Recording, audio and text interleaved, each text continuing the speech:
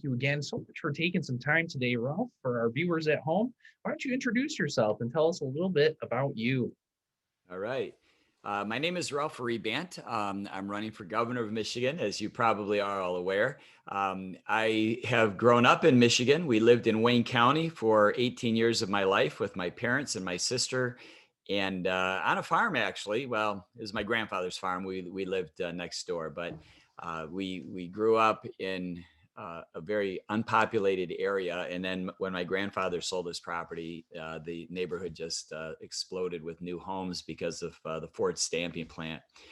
But anyway, my wife and I got married at 18, 6 months after graduation from high school. I don't tell too many people that because it's, well, we have fun with that because there are a lot of young people who probably aren't even ready at, 25 years old. But anyway, we grew up together from seventh grade and we got married young, and we had our first child, Adam, at 21, and just had a great time raising our four grown kids. And now we have 17 grandkids. But Jesse, I've been a pastor for 35 years at the same church. We moved back to Michigan after college and grad school to start Oakland Hills Community Church in Farmington Hills.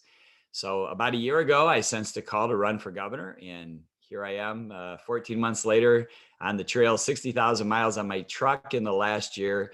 And it's been really a blessing getting to know people. I've been to the UP at least 3, maybe 4 times in the last year. And you folks are amazing. Yes, thank you. And tell me a bit more about how your background has led you to entering this race. Well, when Governor Whitmer shut us all down, I knew that there would be a problem because you can't just blanket shut down the whole state. I mean, in UP, as you know, there's very few folks up there, and there's very few ways to spread COVID, and yet she locked us all down the same way. But in our area where COVID was a little bit more prevalent, I was counseling young people. I was counseling police officers. I was counseling people in our church, in our neighborhood. Many of them thought that their lives were going to end and that we would end up like the Black Plague, and that the population would be cut in half significantly. And so when I began to wake up in the morning at 2:30, worrying about the people that had been uh, led astray by the statistics that were put out, and thinking their lives were over, I began to think, I could do a better job than Governor Whitmer. And so we began to pray about it, and the Lord opened doors that made it really clear this is what I needed to do. So I walked away from our church after 35 years and stepped out to run for governor. Yeah, thank you. And now a topic here. So, following the last general election, there was a lot of talk about democracy being at risk, whether that be through voting methods or the soundness of our elections. What are your thoughts on that in the past and moving forward? Well, I was at the TCF Center the day after the election when all of the absentee ballots were coming in and the military votes. And I saw things that were really askew. The biggest thing was that the Detroit Police Department was not allowing Republicans or independents into the TCF Center to observe what was going on.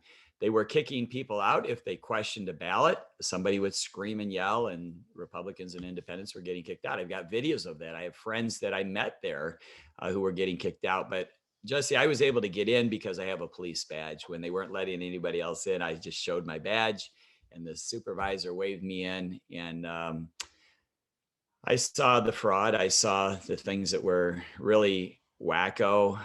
Little did I know that earlier in the morning, there were trucks backing in, unloading ballots from all over the state. And of course, that's what Benson had wanted, because if you have trucks going into the TCF Center, we slip a few extra in and get extra ballots in there to sway the vote for Biden. But it wasn't just those things. There's so many things that are being uncovered right now. I don't know if you've seen the movie 2000 Mules. We could talk about that. But there's some other things that are coming out. There's a group here in Oakland County doing some forensic audits. And one quick thing is there was an address here in Oakland County where 6 ballots were mailed to this address. Now, the address of the house had been empty for well over 2 years prior to the election. And if you know anything about the U.S. Postal Service, they don't forward mail after a year. If you move, afford it for a year and then no more. And somehow these ballots were sent to this address, they were picked up, and they were actually voted. And that's only one house in Oakland County. So there are a lot of things that are coming out right now that show that this election was stolen. Yeah, thank you. And now, with the likelihood of abortion access being on the ballot in November, what's your stance on that proposal? Well, I've talked to people who were approached by those looking at wanting signatures for that in rest areas, and those petitioners were lying about it. They were saying, if you don't sign this, we're not going to have access to birth control, and the right is really trying to take people in the wrong direction.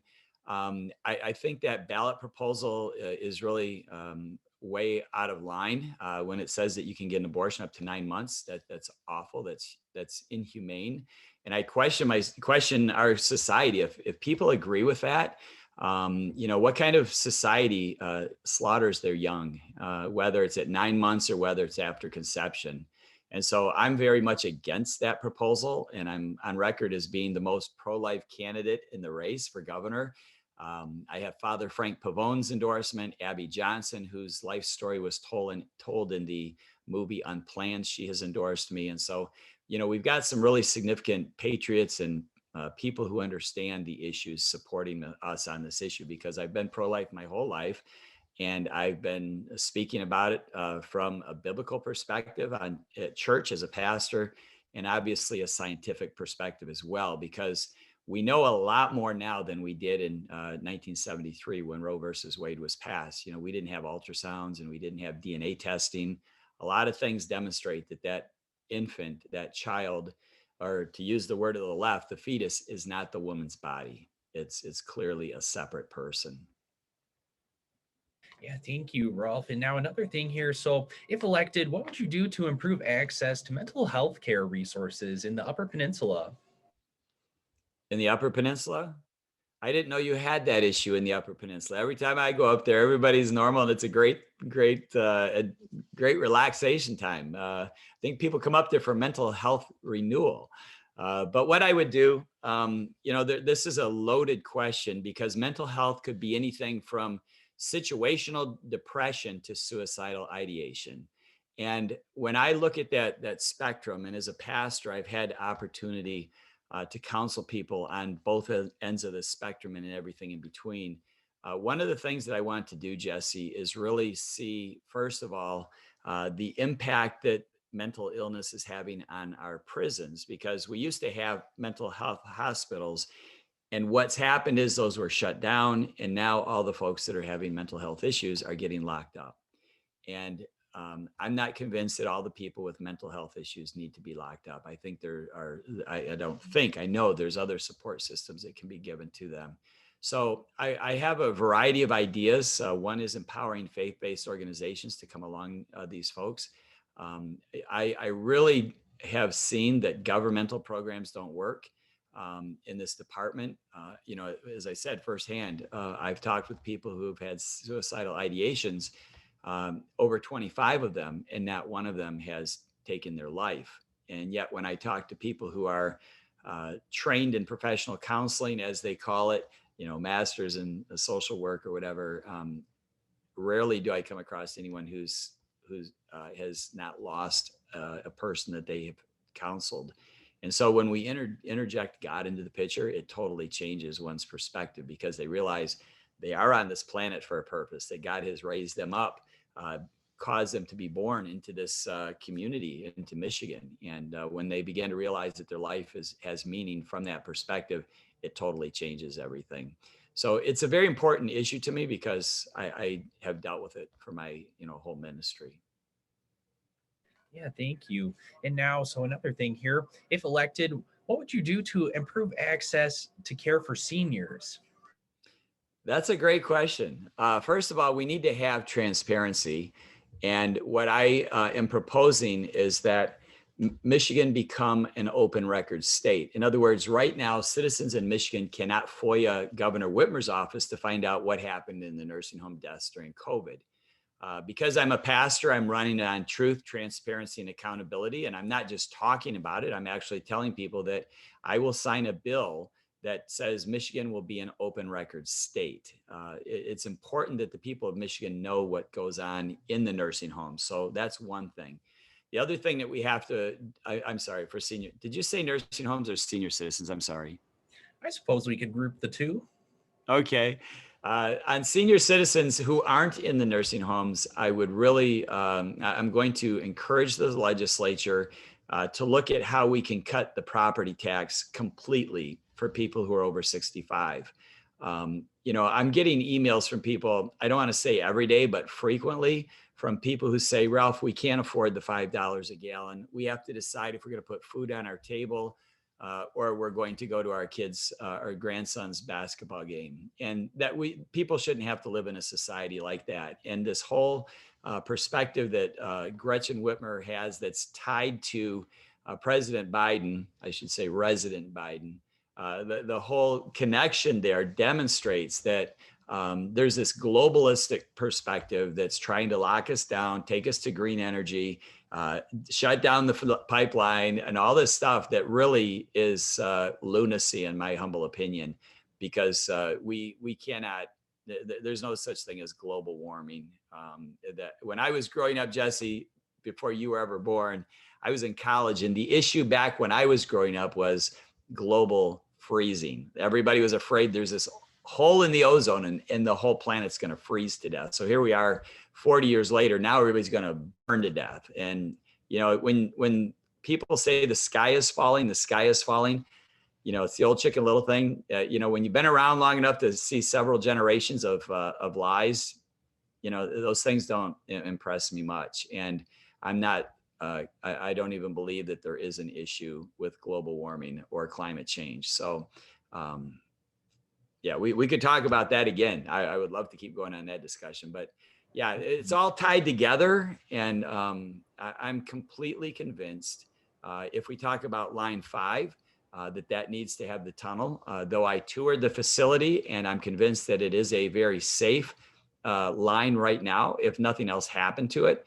But if we build the tunnel and we put other wires and other things through it, it helps everybody. So I'm convinced that we need to make sure that Michigan is energy safe. So that's a long roundabout from giving relief to seniors, but it's really not, because if they shut down line 5, nobody's going to be able to afford to live in the UP. And then you won't even have heating oil. And if you're counting on trucks to go over the Mackinac Bridge, it's going to take 2,000 trucks a day to get the same oil to the UP that the pipeline will get to there. Yeah, lots of fuel. Thank you. And all right, this will be my final question. Do you have any message for undecided voters right now? My message is to go on my website, Ralph Rebandt for governor.com. If you can't spell my name correctly or can't remember, just Ralph Michigan Governor, and you'll see my website. And look at what I call the Lighthouse Compact. There are candidates that are running on their 100-day plan. But my biggest thing, Jesse, is that I'm not looking at just 100 days. I'm looking at 100 years, because we've been told every election, every 2 years, this is the most important election of our lifetime. This is the most important election of our lifetime. And the reason why is we are not dealing with the main problem. And the problem that's in Michigan right now is it's a heart issue. And so I'm running, and this is what separates me from every other candidate. I'm running to change the culture of Michigan so that we don't have to worry at the next election or the next election that we're going to lose our republic and lose our country. I want our kids to grow up in the same country, in same Michigan that I grew up in. So we're looking for freedom, for liberty, and for transparency in all that we do here in Michigan as a governor and for the residents. And as a governor or as a pastor who's running for governor, what we're looking to do, and this is my last phrase, we're looking to make Michigan a lighthouse to the nation. And that's why it's called the Lighthouse Compact. It's a promise to the people of Michigan. And so I am concluding every discussion with this phrase: end the disaster and vote for the pastor. Nice. And even rhymes. Well, thank you so much, Ralph. I really appreciate you quickly taking some time today to go over these and give some responses. So you're welcome, Jesse. For that. Yeah, thanks.